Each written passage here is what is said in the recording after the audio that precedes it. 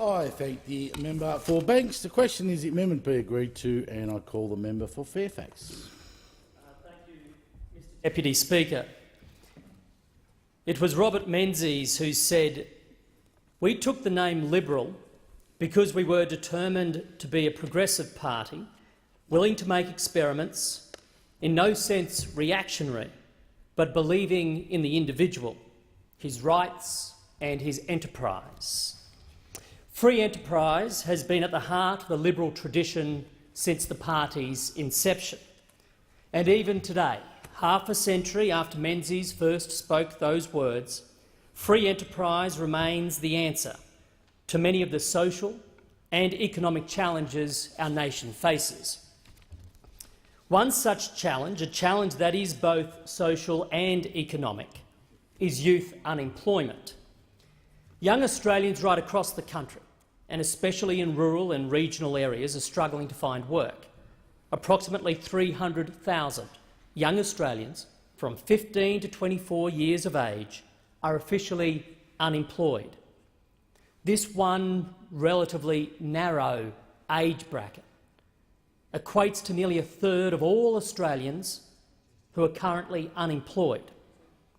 And this problem is not uniquely Australian, by the way. It's a global phenomenon, almost an epidemic, some would argue. While our youth unemployment rate is a very serious issue at 13.3%, in France it is 26.2%, Spain 42.9%, and in South Africa it's a catastrophic 54.2%.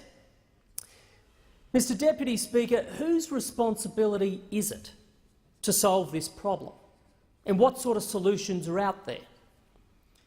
With the erosion of civil society over recent decades, responsibility for addressing social ills have shifted more and more to the state, to the government. As a society, we have become overly reliant on government to address social ills, and youth unemployment is as much a social ill as it is an economic one. In lamenting the ever-growing reliance on government, I'm not suggesting we back away for a moment from providing a safety net for those in need, although more can be done and indeed is being done to embed the principle of mutual obligation in our social security system. I am nevertheless suggesting that we need to be more creative in finding solutions to address the scourge of unemployment, and youth unemployment in particular. As a parliament, we need to rise to the challenge Menzies set and embrace free enterprise by empowering individuals to help themselves, to make it easier for people to not just find jobs, but to create their own, to encourage people to use their own enterprise to establish their own small businesses. In other words, I'm one who believes entrepreneurship is a solution to unemployment. Not a silver bullet by any means, but a solution nonetheless, and one that offers great potential and warrants further exploration. And it's in this context, Mr Deputy Speaker, that I rise today to support the Corporations Amendment crowdsourced funding bill of 2016. Turning an idea into a commercial reality isn't easy. Like many of us here on this side of the House, I come from a business background, and I know from first-hand experience the taste of success, the distaste, if you like, of failure. I know what it's like to put my own money and reputation at risk, to employ others and to make a business work. Starting a business is not easy, and it's especially tough for young people. Young Australians who wish to start their own business face three unique challenges. One, they lack money. Two, they lack business experience. And three, they lack a personal network across the real market economy. We need to find new ways to help young people address these three challenges, Mr Deputy Speaker, and I believe this bill will go some way to help address at least that first challenge, accessing money, accessing the capital required to get a business off the ground. I'm confident in making this claim, Mr Deputy Speaker, because I've seen crowdfunding work for this very purpose in my own electorate of Fairfax on Queensland's Sunshine Coast. I founded a not-for-profit organisation a few years ago called Generation Innovation, which creates heroes out of everyday locals between the ages of 15 and 25 by helping them take ideas and turning them into commercial realities. In the first year, 2015, 3 startups emerged, and the people's favourite, elected by the local community, was a grade 12 student from Mountain Creek State High School, Harry Thompson, who started a smoothies business called Swift Smoothies. In the second year, 2016, we had 4 startups emerge, and the people's favourite was Aaron Ehrlich, a tradie from Maroochy River, who started a business called Mates with Boats. I'm looking forward to the 2017 program that will start soon, but my point, Mr Deputy Speaker, is this. When it came to raising seed capital for Harry, for Aaron, and for the other young budding entrepreneurs of those 5 other businesses, we helped them crowdfund locally. And each of those businesses reached their targets because locals contributed as little as $10. As little as $10. They went to the crowd and the locals supported them. Now, the contributions made by this type of crowdfunding, Mr Deputy Speaker, were effectively donations. And such a model would not fall under the system being established by this bill, which relates to equity funding. However, I mention it here because it's my own first-hand experience in helping young people go all the way from idea to the market. And I've seen that micro-funding through crowdsourcing works. And that is why I speak today with such tremendous confidence about this bill and its potential to unleash ideas of everyday Australians that can be taken to the market that would otherwise never see the light of day. And in speaking to this bill, Mr Deputy Speaker, I wanted to make that point, that it will encourage free enterprise, assist young people in particular, and make it ever more possible for everyday Australians to start their own businesses. However, beyond being a major catalyst for getting new businesses started here in Australia, crowdfunding also offers the opportunity for existing small and medium-sized companies that already play such a vital, significant role in the Australian economy.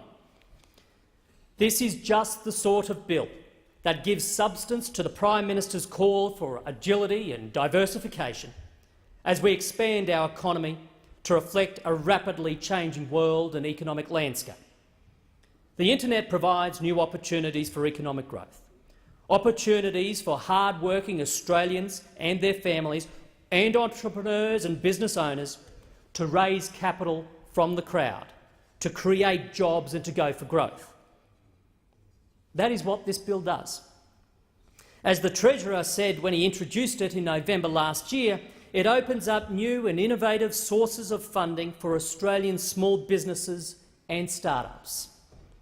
And this is critical because, as things currently stand, the system is inadequate and overly cumbersome. We heard that from the former Speaker. Compliance costs for companies that wish to access crowdfunding are high, and it's the startups and the small businesses that feel it most. Larger companies will continue to have access to conventional means of attracting capital for equity. But for the smaller players, crowdfunding opens up a much-needed funding channel, and we therefore need to keep the cost of compliance down for those smaller players wishing to participate. Regulators will, of course, still need to have full confidence that accountability measures are fit for purpose. But these mechanisms cannot be so onerous as to impose further compliance costs that end up discouraging businesses from taking part. A compromise position that's been put forward in this bill is that companies will have to be registered public companies in order to crowdsource equity under this system. But there are important and substantial concessions over a 5-year period. They will not have to go to the considerable expense of having annual reports audited if their crowdfunding is less than $1 million. They will not have to provide an annual report to investors other than by posting it on the web, and they will not have to hold an annual general meeting. Disclosure will still be required, but not at the level of a full disclosure statement, which could obviously be expensive to develop. The regulators that will govern this new disclosure regime will still ensure that investors have adequate information to make reasoned decisions and will continue to have the ability to make direct contact with companies to satisfy themselves before committing their cash for equity. Investors will be protected by a limit of $10,000 per investment, and they will have a 48-hour cooling-off period. There will, however, be no limit to the number of crowdfunding investments an investor might make. The other extremely important element of this bill is the requirement for crowdfunding intermediaries, the organisations that have developed to provide crowdfunding services to companies, to hold an Australian financial services licence. This is a quality control measure, a reassurance for both the companies seeking support from the crowd via the services of the intermediary and the investor that the Australian Securities and Investment Commission, ASIC, will have their back. If the Parliament supports this legislation, it will take effect 6 months after it receives royal assent. Now, Mr Deputy Speaker, there are obviously, and maybe inevitably, contentious points in this bill. There remains a view that the requirements on companies wishing to engage the crowd to raise equity remains onerous. But then others say it's going to be too easy. Some say that the cooling-off period for investors is too short. Others say it's too long, and that the limit on investments is too low or too high, or some say there should be no limit at all. This is uncharted territory for this parliament, no doubt. It is uncharted territory for many jurisdictions, only some of which have undertaken the work to establish a framework that seeks to take advantage of this new web-based 21st century funding format as a means of promoting economic opportunity, growth and increased employment. As the information revolution continues to unfold, new technologies emerge and industries move accordingly. There will inevitably be further amendments over time to bills such as this. For now, though, this bill before us deserves to be supported, and we need to get on with it. It's a genuine and valid effort to maximise the benefits of crowdsourced equity funding for small businesses and start-ups, while protecting the integrity of our financial system and the safety of the crowd. In opening an avenue for new and existing businesses to better engage the crowd, what we're witnessing is the further democratisation of capital. We're seeing the free enterprise vision of Menzies from half a century ago continue its relevance in this modern age. Mr Deputy Speaker, I commend the bill to the House. I thank the member for Fairfax. The question is